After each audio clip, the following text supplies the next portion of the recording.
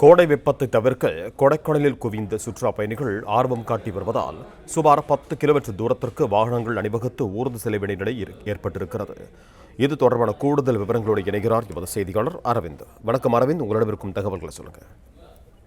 திண்டுக்கல் மாவட்டம் கொடைக்கானல் மலைப்பகுதியில் விடுமுறை நாட்களில் சுற்றுலா பயணிகள் வரியானது அதிகரித்து காணப்படுவது வழக்கம். இந்நிலையில் பள்ளி கல்லூரி விடுமுறையை தொடர்ந்தும் சீசனை கொண்டாடவும் சுற்றுலா பயணிகள் வரியானது கடந்த சில தினங்களாக அதிகரித்த வண்ணம் உள்ளது.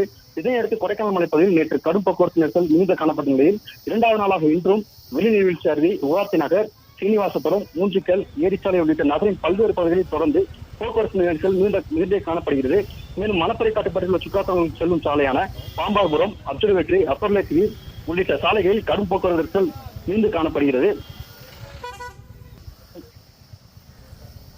பிளே ஸ்டோர் மற்றும் ஆப் ஸ்டோரில் இருந்து பாலிமர் செயலியை QR கோடு மூலம் பதிவிறக்கம் செய்யுங்கள்.